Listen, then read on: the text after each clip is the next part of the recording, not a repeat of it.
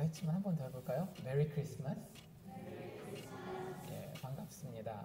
예수님의 생일이죠. 아기 예수의 생일이 되어서 저희가 교회에 함께 모여 이렇게 예배를 드립니다.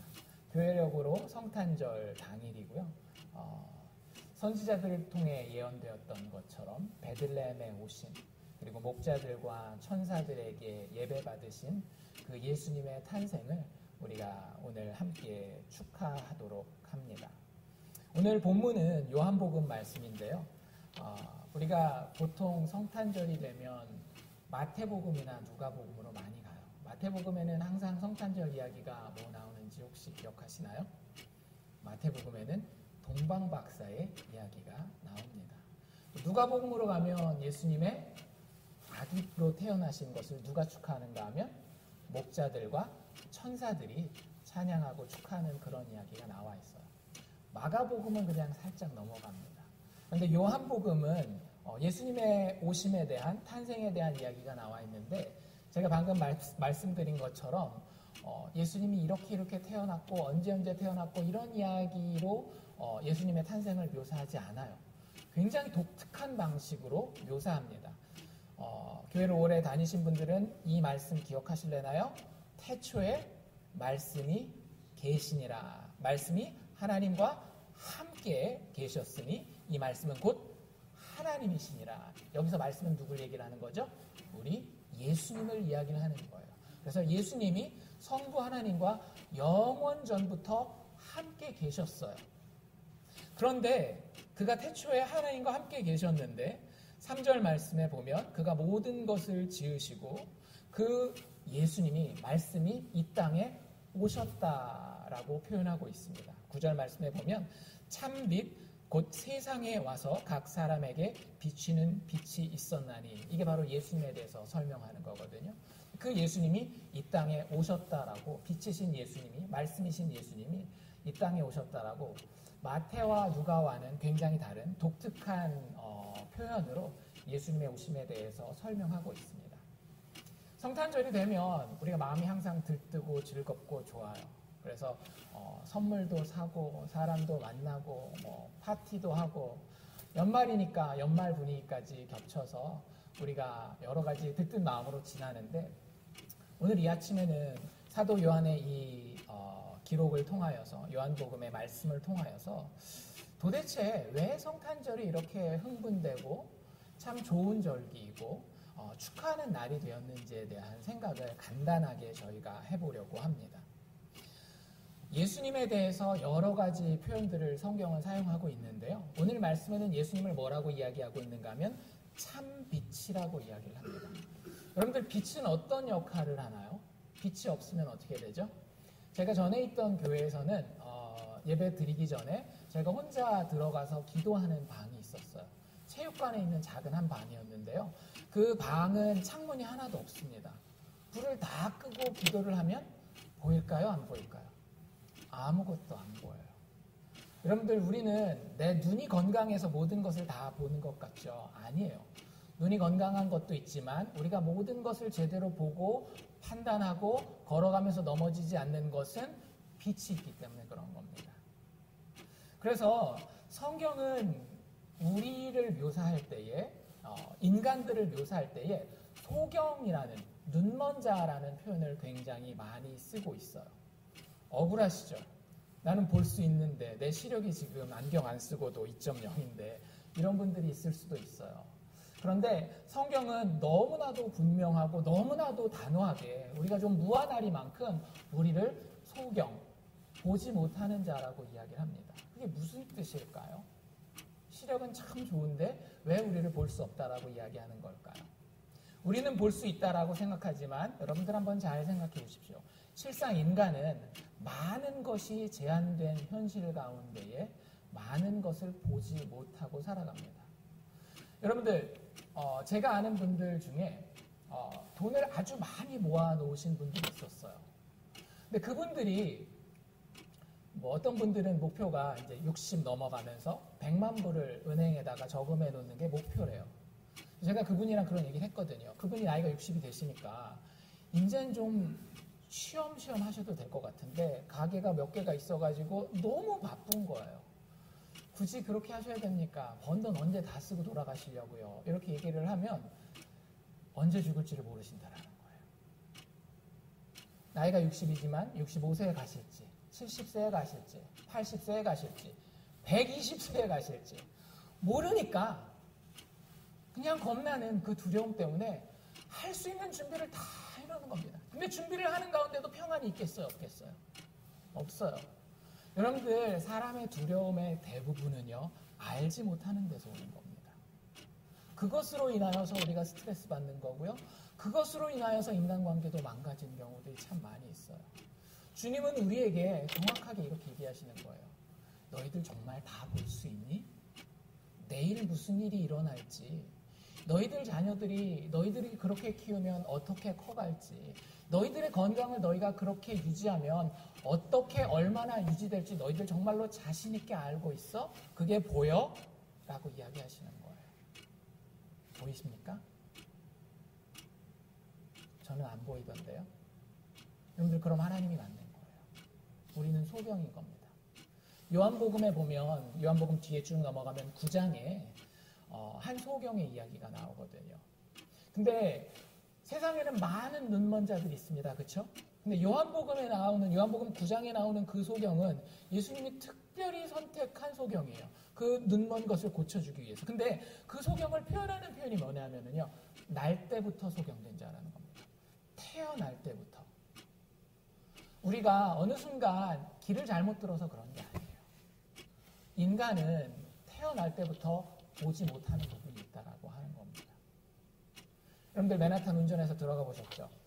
맨하탄 운전하면서 출퇴근 시간에 들어가 보신 분들은 혹시 기억하실런지 모르겠지만 반드시 뭘 들어야 되는가 하면 뉴스를 들어야 돼요. 교통방송에서 어디 공사한다, 어디 도로가 막혔다, 어디 사고가 났다. 여러분들, 그 방송에서 여러분들에게 그렇게 잘 설명을 해줄 수 있는 이유가 뭔지 아세요? 그분들 기도를 열심히 해가지고 하나님 어디에 사고가 났다, 어디 차가 고장났다, 이거 알려주는 거? 아니죠. 그분들이 그걸 아는 거는요, 헬기를 띄웠기 때문에 그래요. 높은 곳에서 보면은요, 다 보여요. 그래서 우리는 예수님이 하늘에서 오신 분이라고 이야기하는 이유가 그건 겁니다.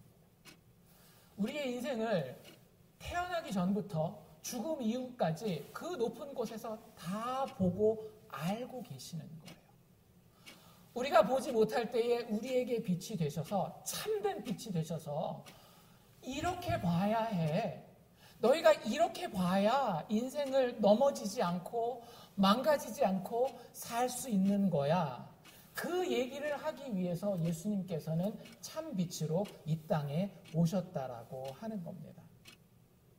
여러분들, 그 빛을 받으실 수 있기를 바랍니다.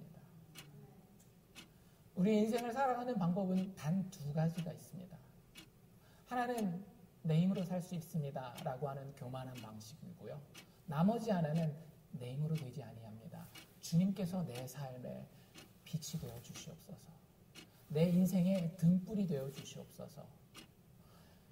주님은 우리에게 그 초대를 하고 계시는 거예요. 이 성탄의 계절에 와, 내가 비춰줄게.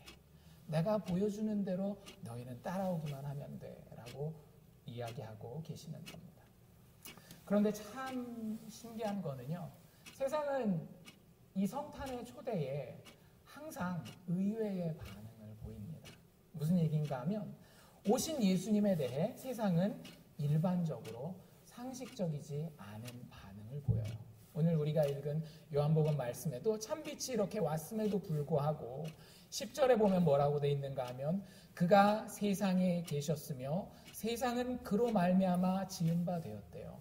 하나님이 직접 다 만들어 놓으신 세상이에요. 하나님이 만들어 놓으신 우리의 육체입니다. 하나님이 만들어 놓으신 우리의 모든 환경들이에요. 그런데 그 지으신 세상에 주님이 오셨을 때에 세상은 그를 알아보지 못했다라는 겁니다. 11절에도 보면 자기 땅에 왔대요. 예수님의 홈그라운드예요. 예수님의 집이에요. 그런데 자기 땅에 왔는데 자기 백성이 어떻게 했대요? 영접하지 아니하였다라고 하는 거예요. 주인인데 주인 대접을 받지 못하고 있는 겁니다. 예수님에 대해서 예수님이 이렇게 소개를 하고 있음에도 불구하고 이렇게 간절히 복음의 전파자들을 통해서 주님이 누구인지를 우리에게 알려주심에도 불구하고 그것이 좋은 길임에도 우리는 상식적이지 못하게 그 좋은 길을 거절하고 있어요. 제가 아는 한 미국 목사님이 어린 시절 미주리의 한 시골 마을에서 자랐대요. 그래서 뭐 그분이 지금 한 70대가 되시니까 어린 시절 미국 시골에는 전기가 들어오지 않는 곳들이 많았나 봐요. 그래서 자기 동네에는 언제 처음으로 전기가 들어왔는가 하면 고등학교 졸업반 때 처음으로 전기가 들어왔답니다. 그래서 그 전에는 뭐 했겠어요? 밤이 되면 호롱불 켜놓고 뭐 재봉틀 같은 경우도 요즘에는 다 이렇게 좋은 거 해가지고 발로 밟기만 하면 뚜뚜뚜뚜 이렇게 가는데 옛날에는 손재봉틀 혹시 기억나세요? 돌려가지고 재봉질하고 이런 것들 그렇게 재봉질하고 그렇게 어둡게 캄캄하게 불을 켰음에도 불구하고 그런 삶을 살았는데 참 신기한 건 전기선이 들어와서 각 가정마다 전기가 들어갈 수 있는데 많은 그 동네 사람들이 그 전기 쓰는 것을 거절했대요. 왜냐하면 이게 익숙하지가 않은 거예요. 본인이 살던 방식 있잖아요. 아침에 가서 기름 받아오고 기름 받은 걸로 저녁 되면 켜고 심지 올리고 뭐 이런 것들 자기가 늘 재봉틀도 자기가 한 손으로 돌리고 한 손으로 드르륵 이렇게 그 손으로 옷감 움직여서 옷을 꼬매고 하는 이런 것과 전혀 익숙하지 않기 때문에 이렇게 밝은 빛이 왔음에도 불구하고 이렇게 편리한 좋은 것이 왔음에도 불구하고 그 당시에 그 목사님이 살았던 그 시대에는 많은 분들이 그 전기를 집으로 들여오지 않고 집 앞에 바로 선까지 다 깔아놨는데 집 안으로 들이는 것을 거절했다라고 하는 거죠. 여러분들 참 미련하죠. 요즘에 우리 전기 없으면 살아요, 못 살아요? 뭐 전기 없으면 뭐 석유로 살죠? 아니요. 다 뭐 보온이 됐건 밥이 됐건 뭐 저희 불 켜는 게 됐건 컴퓨터로 뭘 하는 게 됐건 전기가 없으면 안 되는 게 없어요. 우리 입장에서 봤을 때 그 시골 사람들 다 뭐예요? 진짜 시골 사람들이죠. 조금 이런 말 쓰면 그럴지 모르겠지만 촌뜨기인 거예요. 참 알지 못하고 왜 그렇게 좋은 것을 거절할까? 우리의 상식으로 봤을 때는 그분들이 이해가 되지 않아요. 왜? 우리는 전기라는 걸 알고 있기 때문에. 그런데 여러분들 그분들을 손가락질하기 전에 우리가 우리 스스로를 다시 한번 생각해 봅시다. 우리가 알고 있는 인생이 전부가 절대 아니에요. 여러분들이 뉴욕에서 보고 지금까지 몇십 년을 살면서 경험했던 것들이 인간에 대한 전부가 아니라고요. 절대적으로 아니에요. 여러분들이 지금 당장 남미나 아프리카만 가봐도 내가 알았던 것들이 깨어져야 되는 것들이 너무나 많구나. 배우는 것들이 항상 있어요. 그런데 태초부터 영원까지를 생각한다라고 한다면 여러분들의 인생에 대해서 여러분들이 아는 것은 참 제한적이라고 하는 거예요. 그것을 다 아시는 분들이 여러분들에게 오셔서 야, 우리 생명선을 연결하자. 빛이 들어올 수 있도록 그 선을 연결하자라고 했을 때 여러분들은 어떻게 반응하시는지 한번 이 시골 사람들을 손가락질하기 전에 생각해 보실 수 있기를 바랍니다. 여러분들 예수 안에 진짜 좋은 게 있어요. 돈보다 더 좋은 것이 예수 안에 있고요. 건강보다 더 좋은 것이 예수 안에 있습니다. 명예보다 인기보다 세상의 성취감보다 더 좋은 것이 예수 그리스도의 죽음과 부활 안에 있어요. 시간이 될 때마다 제가 여러분들에게 선포하겠습니다. 여러분들이 들어보시고 정말로 영적인 상식을 가지고 성령의 도우심 가운데에 깨달으셨으면 좋겠어요. 미주리 시골을 밝힌 전기보다 훨씬 더 굉장한 것을 가지고 이 땅에 오신 예수께 우리는 어떤 반응을 보입니까? 타성에 젖어 있지는 않습니까? 혹은 아집과 완고함에 사로잡혀서 예수님께 진심으로 돌이키지 못하고 여전히 세상에 파묻혀 죄 가운데만 살고 있지는 않은지. 여러분들 하나님이 우리의 그 모습을 보신 겁니다. 그래서 이 땅에 오셨어요. 이게 성탄절의 아름다움이에요. 이게 크리스마스의 아름다움이에요. 우리가 눈 멀어서 아군 적군 구별 못하고 그 주님을 욕보이고 그 주님을 불편하게 하고 그 주님의 사랑의 고백을 짓밟고 무시할 때에 주님이 그것 다 아시고 그렇게 반응하는지 알면서 이 땅에 오셨다는 거예요. 참 좋지 않습니까? 여러분들 어린 시절이나 아니면 커서도 땡깡 부려봤던 경험이 있으세요? 저는 약간 반항기가 있어서 젊었을 때에 집을 나가겠다라고 나선 적이 있었어요. 멀리는 못 갔습니다. 근데 그때마다 제 입에서 나오는 건 뭐냐면 나 확 집 나가버릴 거야 라고 얘기를 해요. 여러분들 그때 한참 철없을 때죠. 여러분들 마음 가운데 그래 계획을 다 세워서 나는 이제 집을 나가면 어디로 가서 어떻게 돈을 벌고 이런 생각하고 나가나요? 제 마음은 그랬어요. 여러분들은 어떠셨는지 모르겠지만 제 마음은 내가 나갈 거야 하면 엄마랑 아빠가 못 이기는 척하고 나와서 붙잡아주기. 여러분들 크리스마스가 바로 그거라고요. 우리가 하나님 앞에 어떻게 땡깡 부리고 정말로 하나님의 영광을 가리는, 하나님을 수치스럽게 만드는 그런 죄 가운데 빠져 있을 때에 그렇게 행동하고 그렇게 말하고 그렇게 살아가고 있을 때에 예수님께서 맞으시면서 피 흘리시면서 이 땅에 우리를 품으시기 위해 내려온 날이 바로 성탄절 크리스마스라고 하는 겁니다. 그래서 어떻게 하려고요? 우리에게 좋은 것 주시려고. 그분을 영접하는 자들에게는 자녀가 되어서 그분이 예비하신 영광을 보게 하시려고 빛이신 예수께서 세상에 오셨다라고 하는 겁니다. 12절에 뭐라고 돼 있어요?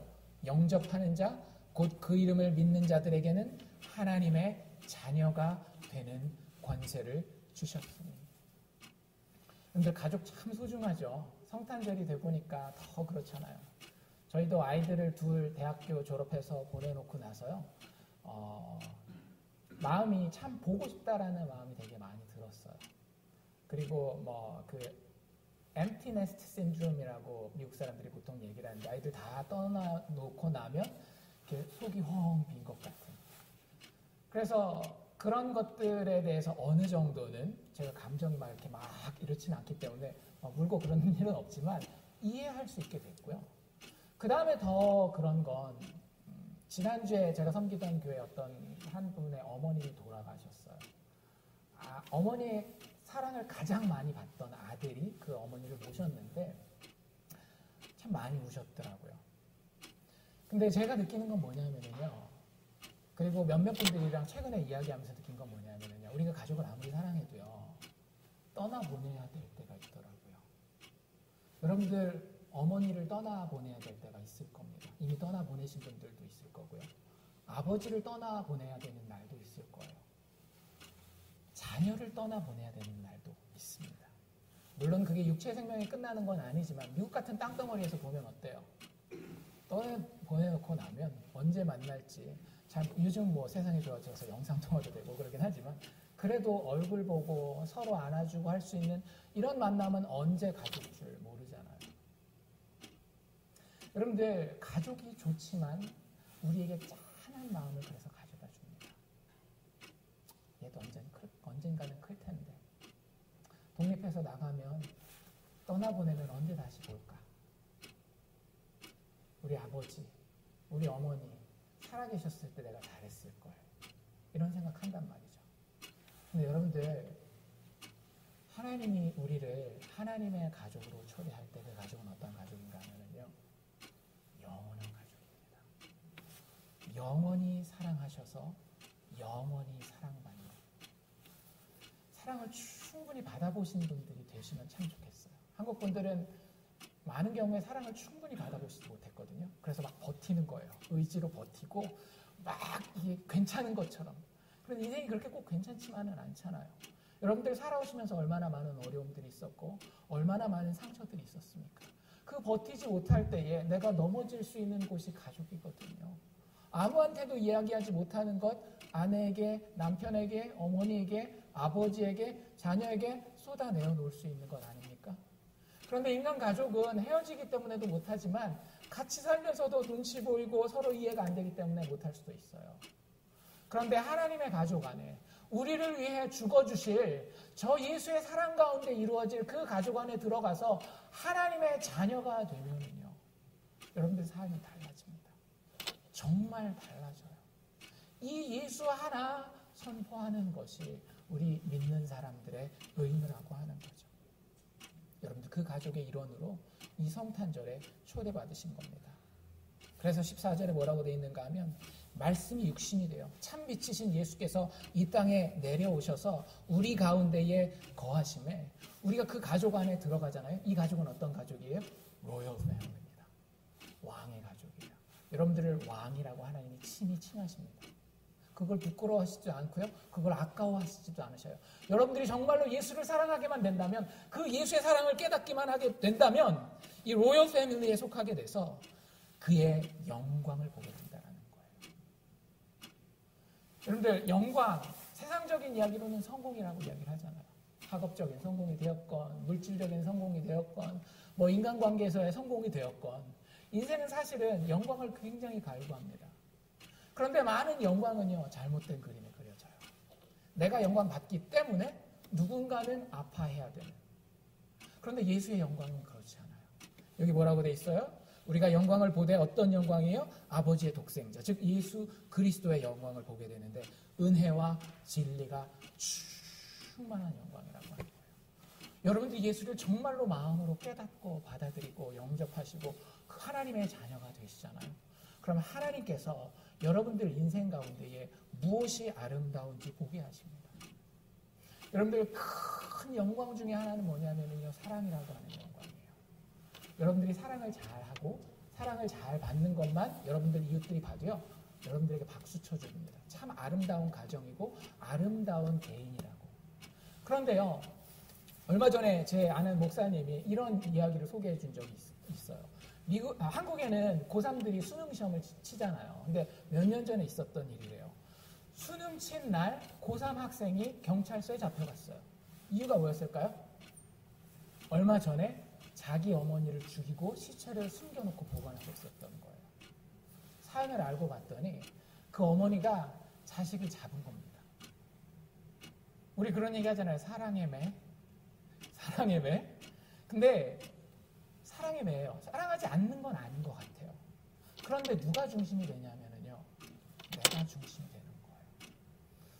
그 이야기를 들을 때에 제가 그 사랑을 보고, 와, 역시 어머니 대단해. 자식을 공부시키려고 저렇게 때리고 저렇게 괴롭히고 저렇게 못 살게 굴었구나. 제가 박수 쳤을까요? 아니요. 전혀 영광스럽지 못한 모습이에요. 사랑이라는 이름 하에 이루어졌지만 전혀 영광스럽지 못한 모습이라고요. 왜요? 내가 중심이 되었기 때문에. 나의 때에 나의 체면을 위해서 아이가 나의 모습으로 이런 것들을 성취해야 된다라고 하는 그 사랑을 가지고 있었던 거예요. 물론 자녀를 전혀 생각하지 않는 건 아니었겠죠. 그런데 자녀가 얼마나 아파하는지, 자녀가 얼마나 수치스러워하는지, 자녀가 정말로 내가 죽던지 엄마가 죽던지 둘 중에 하나는 죽어야 되겠다라고 고민할 만큼 그렇게 안타까워하는지를 전혀 모르는 거예요. 사랑한다라고 했지만 왜? 잘못된 사랑이었기 때문에. 집착이었던 거죠. 여러분들, 예수의 사랑은 그렇지 않아요. 우리가 예수의 사랑을 알게 되잖아요. 그러면 예수는 우리의 잘못을 알고 우리가 그분을 해쳤음에도 불구하고 우리를 위해서 대신 죽어주시는 분이에요. 여러분들 이게 깨달아지셔야 합니다. 이게 여러분들의 마음을 치셔야 돼요. 제 한마디에 여러분들의 마음이 변하지 않는다는 걸 알고 있습니다. 그래서 여러분들 말씀을 들으셔야 하고 말씀을 읽으셔야 되는 거예요. 그냥 여러분들이 공부하기 위해서 내가 성경 이만큼 안다, 교회에 이렇게 다녔으면 그러기 위해서가 아니에요. 성경의 모든 목적은 예수 그리스도에게 집중되는 겁니다. 그 예수를 정말 만나셔야 돼요. 나에게 참사랑을 가르쳐 주시는 그분, 참된 사랑의 영광을 알게 하시는 그분을 만날 그때에 여러분들의 사랑이, 그게 자식을 향한 사랑이 되었건, 배우자를 향한 사랑이 되었건, 일을 향한 사랑이 되었건, 심지어는 교회를 향한 사랑이 되었건, 다른 사람들이 봤을 때에 정말로 박수 칠 수 있을 만한 영광스러운 사랑이 된다는 거예요. 말씀이 육신이 돼요. 우리 가운데 거하시며 우리가 그 영광을 보니 아버지의 독생자 예수 그리스도의 영광이요 은혜와 진리가 충만하다. 말씀을 맺기를 원합니다. 2018년도 이 성탄절에 정말로 은혜와 진리가 충만한 하나님 아버지의 독생자 예수 그리스도의 영광에 진심으로 빠져보실 수 있게, 그래서 감격하실 수